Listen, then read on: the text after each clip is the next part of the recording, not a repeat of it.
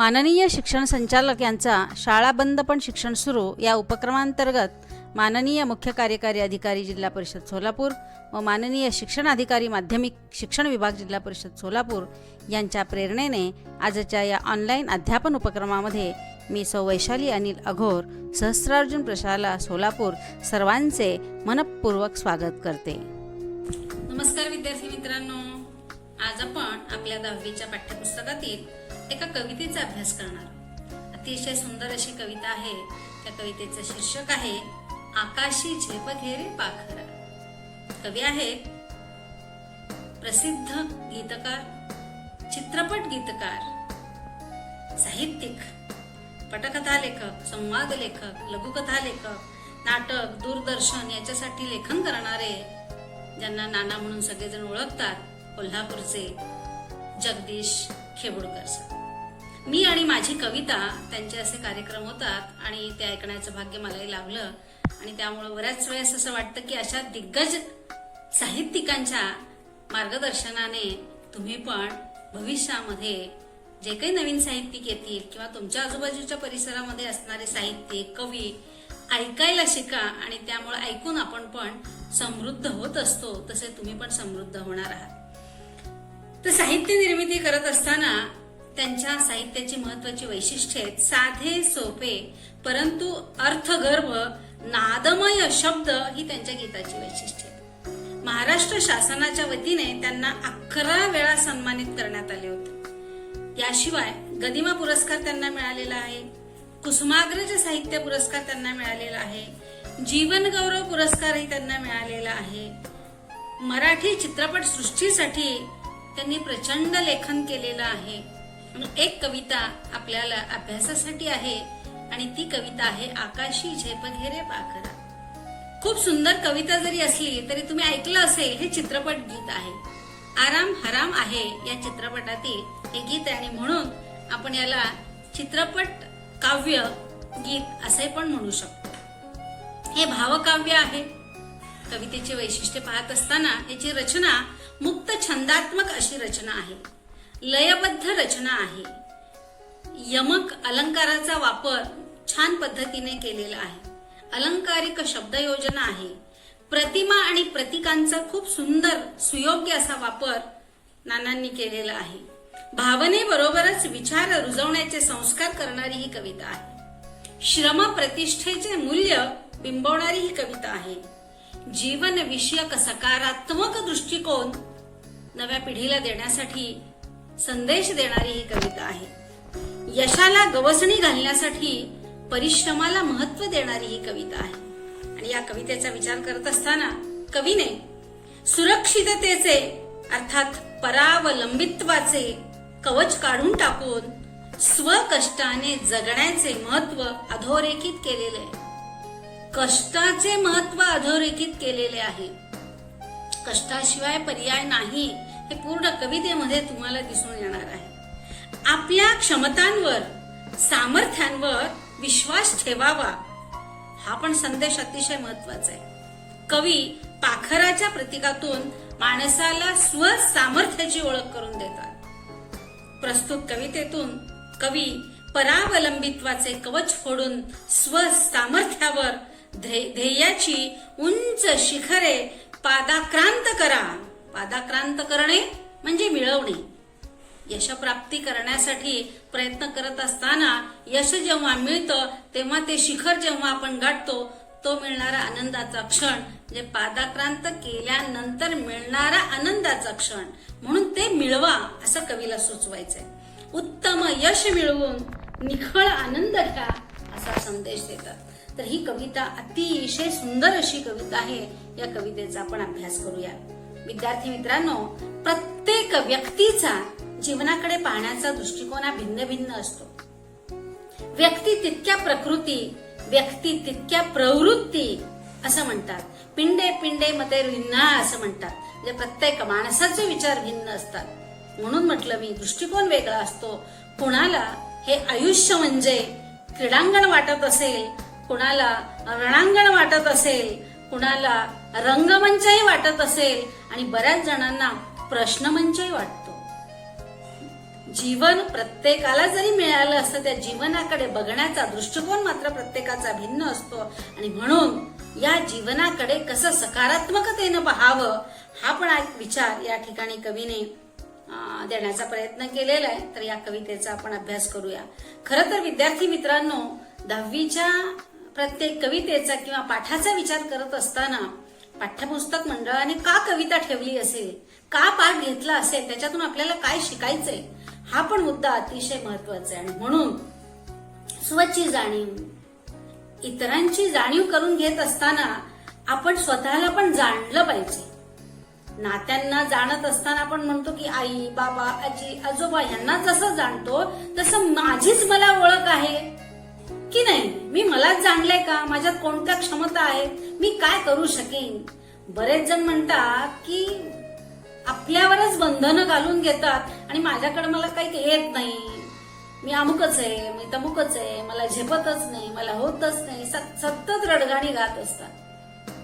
कसं असतं मुलांनो, नेहमी माणसानी जितका आनंदी विचार केला पाहिजे, सकारात्मक विचार केला पाहिजे, तितकाच भविष्याचा पण विचार करत असताना आज जे आपण रुजवणार आहोत ते भविष्यासाठी निश्चितच उपयुक्त असावं, असंच केलं पाहिजे. याच्यासाठी विवेक पाहिजे. आणि म्हणून विवेक येण्यासाठी विचार स्वच्छ, शुद्ध, पारदर्शी असले पाहिजेत. आणि म्हणून या कवितेतून आपल्याला हे सगळं शिकायचंय. अतिशय सुंदर अशी ही कविता आहे. तुम्ही आंतरजालाचा वापर करून हे गाणं म्हणून ऐकू शकता. आराम हराम आहे या चित्रपटातील हे गीत आहे. त्या चित्रपटामध्ये एक आजोबा गाणं म्हणताना दिसतील तुम्हाला. ते वातावरण बघा, त्याचं संगीत बघा, सुधीर फडके यांनी दिलेलं आहे. तर बाबूजींचं संगीत जर असेल तर प्रश्नच नाही, अतिशय गाजलेले हे गाणं आहे. आणि म्हणून विचार करत असताना हा पण विचार करा त्या चित्रपटाच्या अनुषंगाने या कवितेचा विचार काय, आणि या नुसत्याच कवितेचा अभ्यास करून माझं मत काय असणार आहे. तुम्हाला तुमचं मत पण या कवितेच्या अनुषंगाने सांगायचं आहे. तर चला आपण आकाशी झेप घेरे पाखरा या कवितेचा अभ्यास करूया. कवी म्हणतात, आकाशी झेप घेरे पाखरा, सोडी सोन्याचा पिंजरा. बघा, उंच आकाशात भय अजिबात नसतं. त्याच्यासाठी असणारी क्षमता ओळखल्यानंतर जेव्हा आपण झेप घेतो तेव्हा असीम अथांग असं हे व्यापलेलं किंवा भरून उरलेलं किंवा अफाट अशा अवकाशाची जेव्हा जाणीव होते तेव्हा त्या पाखरामधला स्वच्छंदीपणा खूप प्रेरक असतो. पण माणूस उडायलाच तयार होत नाही. आणि म्हणून पाखरू म्हणजे माणसाचं प्रतीक आहे. आणि सोन्याचा पिंजरा याचा अर्थ भौतिक सुख सुविधा, सोयी, ऐशाराम, आयतं मिळणं, कष्ट न करणं, या सगळ्यातून माणसाने पुढे गेलं पाहिजे. मोहामध्ये अडकता कामा नये. आणि म्हणून पक्षाला कितीही सोन्याच्या पिंजऱ्यामध्ये अडकवलं, डांबून ठेवलं तर त्या पक्षाच्या पायामधल्या दोरीमुळं किंवा त्या सोन्याच्या पिंजऱ्यामुळं, त्याला घातलेल्या त्या बंधनामुळं तो उंच स्वच्छंदी भरारी घेऊ शकत नाही. आणि म्हणून म्हणतात ना, सोन्याचा घास जसा ताटामधला तो ज्वारीचा मोत्याचा घास मिळतो, पण सोनं प्रत्यक्षात खाता येत नाही. तसं सोन्याच्या पिंजऱ्यामध्ये जरी अडकवलं तरी ते फक्त दिसायला, पाहायला, सोयीसाठी छान आहे, पण उंच भरारी घेण्याचा जो आनंद आहे, जे सुख आहे, जे समाधान आहे, ती तृप्ती आहे, ते प्रयत्नातलं यश आहे, ते मात्र उडाल्याशिवाय कळत नाही. आणि म्हणून मुलांनो, उंच भरारी घ्या असं या पहिल्या 2 ओळीमध्ये कवीला सुचवायचंय. आणि म्हणून माणसाचं प्रतीक म्हणून या पाखराचा उल्लेख कवीने केलेला आहे. उत्कट भावना आणि खोल विचार, तरुणाविषयीची तळमळ व्यक्त करणारी ही कविता आहे. स्वावलंबनाचे संस्कार करणारी ही कविता, आणि इतकंच नव्हे तर नवनिर्मितीचे धडे देणारी कविता आहे. सर्जन आणि सृजन या कवितेमधून मुलांनी शिकावं याचा संदेश देणारी ही कविता आहे. पुढच्या पहिल्या कडव्यामध्ये कवी म्हणतात, तुझं भवती वैभव माया, फळ रसाळ मिळते खाया, सुख लोलुप झाली काया, हा कुठवर वेडा घेशी आसरा. पिंजऱ्यातला पोपट नावाची कविता आहे कवी दत्तांची, ती पण शोधून तुम्ही वाचू शकता. पोपट आहे हो, तो आकाशामध्ये उडाला पाहिजे. चिमणीने झेप घेतलीच पाहिजे. सुगरण उडलीच पाहिजे. पक्षी कोणताही असो त्याची ओळख त्या उडण्यावरती आहे. म्हणूनच परमेश्वराने पक्षाची रचना किती सुंदर केली आहे बघा. असे सुंदर पंख दिलेले. अगदी मोराला सुद्धा कमी अंतरावर का होईना उडता येत असतं. मोरपंख बघूनच आपण घायाळ होतो बऱ्याच वेळेस, पण परमेश्वराची ही कमी आहे. पंख दिलेले आहेत ते उडण्यासाठी. जटायूची गोष्ट तुम्हाला रामायणातली माहित असेल. त्याचे पंख कापल्यामुळे त्याला उडता आलं नाही.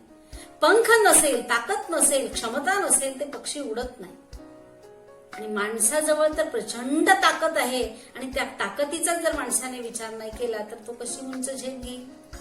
याच्यासाठी मग माणसाचे पंख कोणते तर प्रयत्न, मेहनत, सचोटी, जिद्द याचा विचार तुम्ही मुलांना करणार आहात.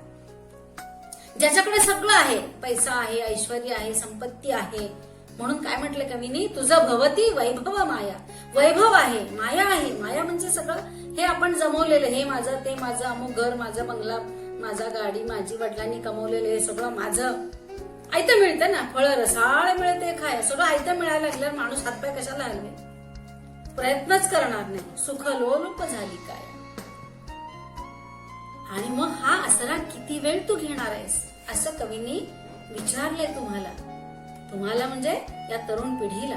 आणि म्हणून कवीला असं म्हणायचंय, प्रत्येक माणूस वैभवात आणि मायेत गुंतलेला असतो. मग हे वैभव कधी संपत्तीचं, कधी पदाचं, कधी पैशाचं, कधी प्रतिष्ठेचं असतं.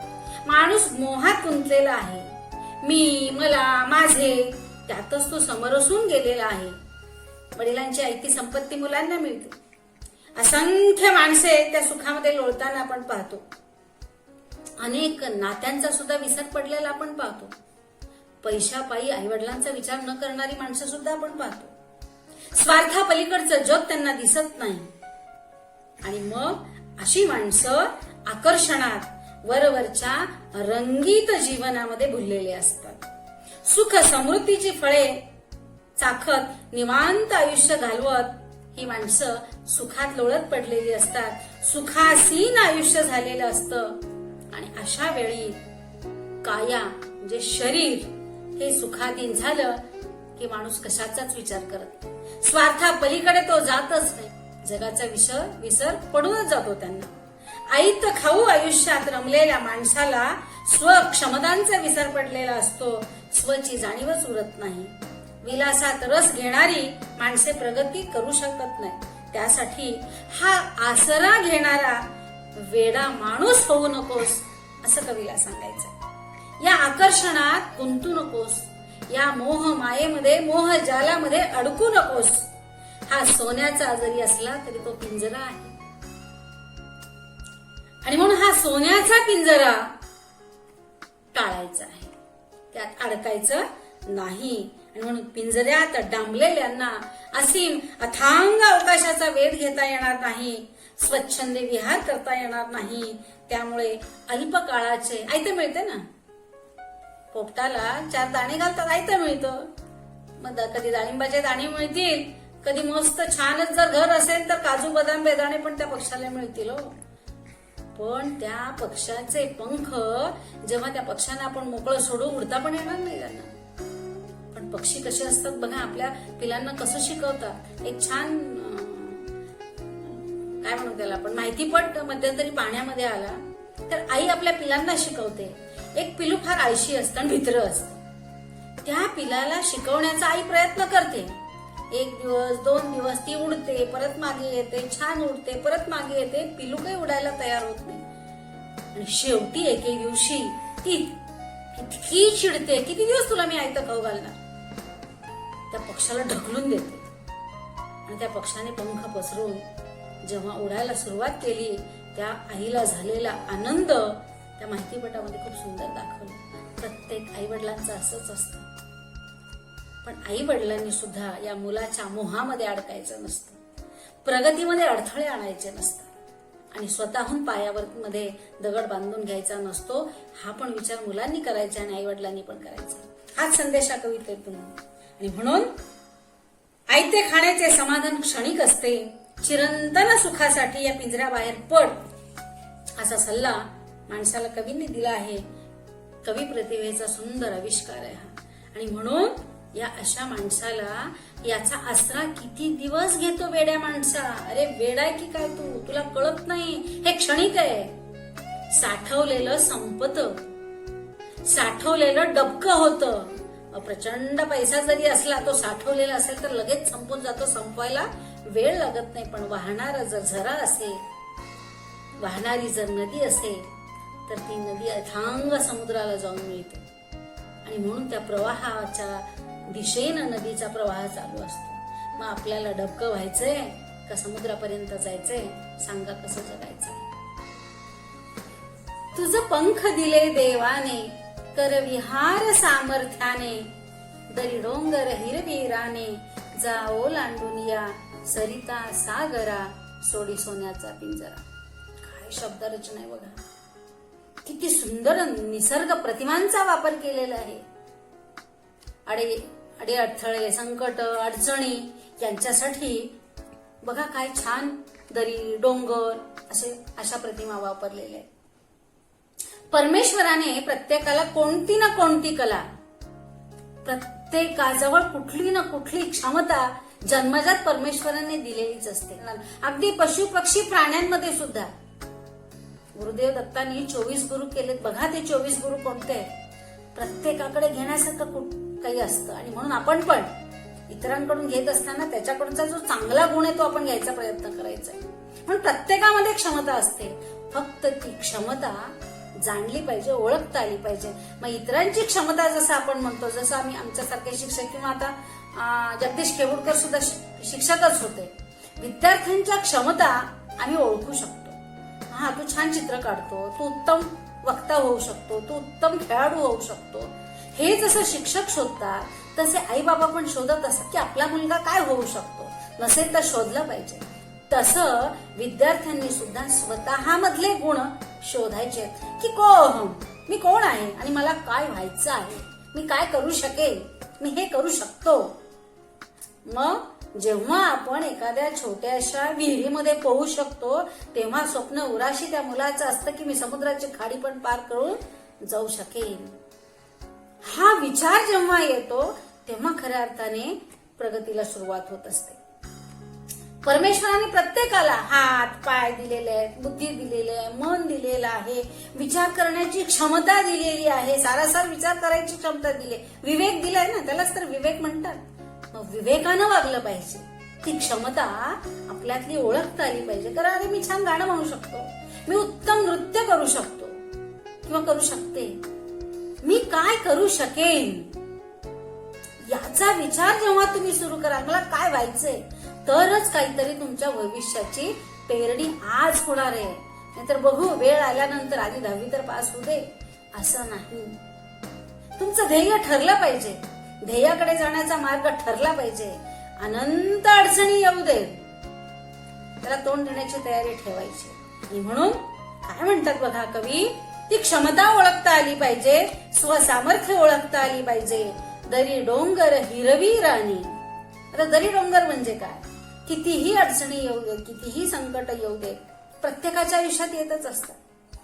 कोणी जन्मलं की फार छान सोन्याचा चमचा जरी घेऊन आला, मोठं व्हायचं असेल तर असंख्य अडचणींना तोंड द्यावं लागतं. नाव, प्रतिमा, प्रतिष्ठा एकदम मिळत नसते. प्रत्येकाच्या आयुष्याचा विचार करून बघा. मध्ये राष्ट्रपती असो, प्रधानमंत्री असो, एखादा कवी असो, एखादा कलावंत असो, एखादा खेळाडू असो, बघा चित्रपट बघा. मग सचिन तेंडुलकरचा चित्रपट बघा, महेंद्रसिंग धोनीचा चित्रपट बघा, खेळावरचे चित्रपट बघा, कलेवरचे चित्रपट बघा, कटार काळजात घुसलीसारखा चित्रपट बघा तुम्ही. त्यातल्या त्या कलावंताचं आयुष्य कसं घडत गेलं. आणि मग मी कोण आहे, मला काय अडचण, अडथळ्यावर मात करायला शिका. असंख्य अडथळे आले तरी त्याच्यावरती पाय ठेवून पुन्हा मी उभा राहीन, अशा प्रकारची शपथ घेणारे लोकमान्य टिळक पुन्हा लोकमान्य या चित्रपटामध्ये सुबोध भावेंनी दाखवलंय. तशी एक ऊर्जा, एक उर्मी, एक प्रेरणा स्वतःला द्यायची नाही. अजिबात खचायचं नाही, अपयशाला तर अजिबात खचायचं नाही. संकटाला तोंड द्यायला शिकायचंय. हे जरी डोंगर जसे आहेत, अडथळे जसे आहेत, तसे मोहाचे पण क्षण आयुष्यामध्ये येत असतात. त्याला हिरवी राणे हे प्रतीक वापरलं. प्रत्येकाच्या आयुष्यामध्ये मोहाचे, आणि म्हणून वाईट मार्गाला मुलं लागलेली दिसतात बघ. हिरवं रान दिसलं की आपण म्हणतो सगळीकडे चैतन्य आहे. याचा अर्थ असा आहे मोहाचे क्षण. मग ते मोहाचे क्षण कधी कसे कोणाच्या आयुष्यात कसे येतील सांगता येत नाही. ते टाळता आले तरच माणूस पुढे जातो. कुणी आमिष दाखवतं, मग कधी कशाचं कधी कशाचं. त्या आमिषाला बळी पडता कामा नये आणि या मोहमायेच्या दुनियेला दूर सारून उंचच उंच झेप घेण्याची प्रेरणा जगदीश केबुडकर देतात. आणि म्हणून या कडव्याच्या शेवटी कवी काय म्हणतात, दरी डोंगर हिरवी राने जा ओलांडून या सरिता सागरा. काय छान शब्द वापरला. हे सगळं सोड आणि हे याच्या पलीकडे जा. तुम्हाला मला इथे या ठिकाणी कुसुमाग्रजांच्या कवितेचं उदाहरण द्यावं असं वाटतं. कोलंबसाचे गर्वगीत नावाची त्यांची कविता आहे. कोलंबस जगाच्या आणि प्रवासासाठी निघालेला असतो, जहाजेतून निघालेला असतो. निवडक सहप्रवासी त्याच्याबरोबर खलाशी असतात आणि शेवटी त्या कवितेमध्ये एक आशावाद कवी व्यक्त करतात. आणि म्हणून कुसुमाग्रजांच्या त्या 2 ओळी अशा आहेत की अनंत मुझी ध्येयासक्ती अनंत आशा किनारा तुला पामर आला. मोठ्या जेव्हा समुद्राच्या लाटा यायला लागल्या, बाकीचे सहप्रवासी म्हणतात चला आता आपण जाऊया. नको, शोध घ्यायला कुठल्या देशाचा, आपल्याला शोध घ्यायची काही गरज नाही, आपला जीव महत्वाचा आहे. कोलंबस म्हणतो समुद्राला किनारा आहे पण आपल्या इच्छाशक्तीला किनारा नाहीये. एक ना एक दिवस आपण तो किनारा गाठू. आणि तेव्हा अमेरिकेचा शोध लागला. विचार करा, भीत्यापाठी ब्रह्मराक्षस असं म्हणतात. आणि ही भीती अपयशाची जर असेल तर माणूस खचतो. आणि म्हणून मुलांनो, तुम्ही कधीही खचायचं नाही, अडचणीला तोंड द्यायला शिकायचं. हा सकारात्मक विचार या कवितेमधून कवींनी मांडण्याचा प्रयत्न केलेला आहे. काही अडचण असेल, शंका असेल, तुम्ही तुमच्या शिक्षकांच्या संवादातून सोडवण्याचा प्रयत्न करा. यानंतर पुढे आपण जाऊया. पुढच्या कडव्यामध्ये कवी म्हणतात, कष्टाविण फळ ना मिळते तुझ कळते परिणा वळते हृदयात व्यथा ही जळते का जीव बिचारा होई बावरा. बघा, कष्टाशिवाय पर्याय नाही, फळच मिळत नाही. त्या ठिकाणी मला ग. दी. माडगुळकर यांची कविता तुम्हाला सांगावीशी वाटते. नसे राऊळी वा नसे मंदिरी जिथे राबती हात तेथे हरी. जिथे भूमीचा पुत्र गाळील घाम तिथे अन्न होऊन ठाकेल शाम. दिसे सावळे रूप त्याचे शिवारी जिथे रावती तेथे हात हरी. आणि म्हणून बघा, ज्या ठिकाणी कष्ट आहे तिथेच परमेश्वर आहे. प्रत्येक देशाचा, व्यक्तीचा, समाजाचा विकास कष्टाशिवाय, प्रयत्नाशिवाय होऊच शकत नाही. श्रमाला पर्याय नाही. अगदी जन्मलेल्या प्रत्येक छोट्याशा बाळापासून ते वृद्धांपर्यंत प्रत्येकाला कष्ट करावेच लागतात. शारीरिक, बौद्धिक श्रम हे फार महत्वाचे असतात. आणि कोणतंही काम श्रेष्ठ किंवा कनिष्ठ नसतं हे आत्ताच ठरवून टाका. आणि म्हणून भारतीय लोक हे बऱ्याच वेळेस असं म्हणतात की हे फार आळशी आहेत किंवा मेहनती नाही. यामुळे पण बऱ्याच वेळेस टीका होते. पण एक लक्षात घ्या मुलांना, तुम्ही पण हे लक्षात ठेवायचंय. दे रे हरी पलंगा काही पशु याही विसे बोलत नाही तयास मानव म्हणावे का, असे सावित्रीबाई फुले म्हणतात. त्यांची कविता आपल्याला होती. ऊन वारा थंडी पाऊस याचा विचार न करता कष्ट करणारा शेतकरी असो, कामगार असो, एखादा मजूर असो, या सगळ्या लोकांशिवाय आपलं आयुष्य सुखी होऊच शकत नाही. आणि म्हणून अगदी पशु पक्षी प्राण्यांचे सुद्धा उद्योग केल्याशिवाय, प्रयत्न केल्याशिवाय प्रगती देशाची जशी अशक्य आहे तसं सिंहाला सुद्धा प्रयत्न करावे लागतात. बसल्या ठिकाणी त्याला खायला मिळत नाही. आणि म्हणून लक्षात घ्या, प्रत्येक पशु पक्षी प्राणी हा मेहनतीनेच पुढे जात असतो. केल्याने होत आहे रे, आधी केलेची पाहिजे. हे केलेची पाहिजे खूप महत्वाचं आहे. उद्योग, साहस, धैर्य, बुद्धी, शक्ती, पराक्रम हे जिथं आहे तिथं परमेश्वर सहाय्य होत असतो. आणि म्हणून उद्योग म्हणजे उद्योगाचे घरी रिद्धी सिद्धी पाणी भरी. उद्योग म्हणजे प्रयत्न, मेहनत जिथं आहे, हात फिरे तिथे लक्ष्मी वसे असं म्हणतात. आणि म्हणून कष्टाशिवाय फळ मिळत नाही हे कळतंय. मुलांना कळतंय की नाही? अभ्यास केल्याशिवाय मार्क्स मिळत नाहीत हे कळतंय, पण आपण अभ्यास करतो का? न करणाऱ्याला विचारा. अपेक्षा असते पास व्हायचंय, आणि त्यासाठी काय केलं पाहिजे? दररोज शाळेतून मिळालेला अभ्यास पूर्ण केला पाहिजे ना. न करता अपेक्षा करणं अतिशय चुकीचं आहे. आणि मग कळतंय पण मिळत नाही अशी जेव्हा अवस्था होते तेव्हा मग बघून वाईट वाटतंय. मुलांना कळतंय पण प्रयत्न का नाही करत आहेत? आणि मग अशा वेळी या कवीची अवस्था कशी होते की समोरच्या विषयीचा कळवळा या ठिकाणी दिसून येतो. हृदयात व्यथा ही जळते, का जीव बिचारा होई बावरा. एवढं सांगायला लागलं. आई बाबा सांगतात, आजी आजोबा सांगतात, शिक्षक सांगतात, आजूबाजूचे सांगतात, चांगलं सांगतात, पण जेव्हा कळतच नाही तेव्हा सांगणाऱ्याला पण वाईट वाटतं. अरे यांना किती सांगायचंय, चांगलं वागा, चांगला माणूस घडा. आणि ही व्यथा जेव्हा मनामध्ये अस्वस्थ करते तेव्हा समोरच्याची प्रगती खुंटलेली असते. आणि मुलांना आपल्यामुळे इतरांना त्रास होता कामा नये याचा पण विचार तुम्ही करणार आहात. आणि शेवटी घामातून मोती फुलले, श्रमदेव घरी अवतरले. बघा, तुम्हाला जर शिक्षक म्हणाले, अरे कसे काय तुला मार्क मिळाले, एवढे मार्क कसे काय मिळाले, मराठीत 95, 98 कसे काय मिळाले? तुम्ही म्हणाल मॅडम मी बघून लिहिलो म्हणाल का? नाही ना. मी कॉपी केली म्हणाल का? नाही ना. मॅडम मी अभ्यास केला, मी खूप प्रयत्न केले म्हणून मला एवढे मार्क मिळाले, म्हणून मी वर्गात पहिला आलो, दुसरा आलो, जे काही असेल.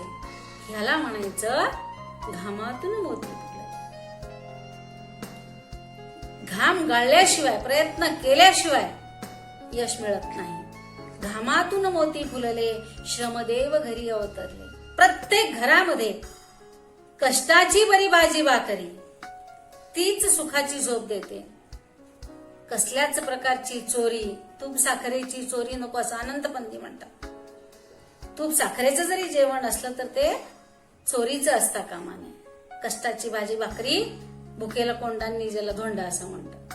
घामातून मोती फुलले, श्रमदेव घरी अवतरले. ज्या घरामध्ये श्रमदेव अवतरलेत म्हणजे ज्या घरामध्ये कष्टाने पैसा, समृद्धी, सुख, ऐश्वर्य जे काही आहे, समाधान, शांती ती लुप्त होत नाही. चिरंतन आनंदात ते घर असतं. आणि अशा वेळी त्या घरामध्ये प्रसन्नता असते, आनंद असतो, चैतन्य असतं. दररोज सुख समाधानाचा मोत्याचा घास त्यांच्या वाट्याला असतो. आणि म्हणून हा योग जीवनी आला साजिरा. असा सुंदर क्षण प्रत्येकाच्या आयुष्यात यायचा असेल तर काय केलं पाहिजे? कष्ट केले पाहिजे.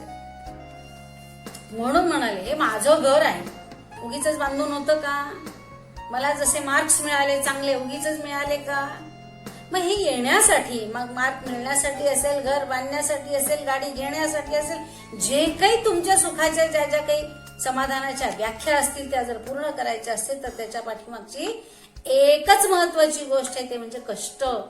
कष्टाशिवाय, घामाशिवाय मोती फुलत नाही. आणि म्हणून मुलांना लक्षात घ्यायचंय की या कवितेमध्ये कवीला हेच सांगायचंय, कष्ट करा, प्रयत्ने वाळूचे कणरगडिता तेलही गळे. प्रयत्न केल्याशिवाय वन्नी तो चेतवावा, चेतिता चेतू तो असं म्हणतात समर्थ रामदास सुद्धा. हे स्फुल्लिंग पेटवता आलं पाहिजे. अरे मला करायचंय, मी करेन, मी करू शकेन, मी करणारच, मी यशस्वी होणारच, मीच माझ्या आयुष्याचा शिल्पकार. बघा, विचार करून बघा, एक आपल्यातूनच जर सकारात्मक विचार निर्माण झाले तर निश्चितच आपण यशस्वी होतो, एक चांगला माणूस घडतो.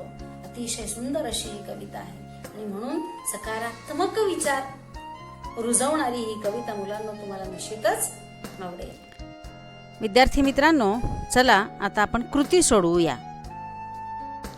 पाखराभोवती असणाऱ्या गोष्टी, वैभव आणि माया.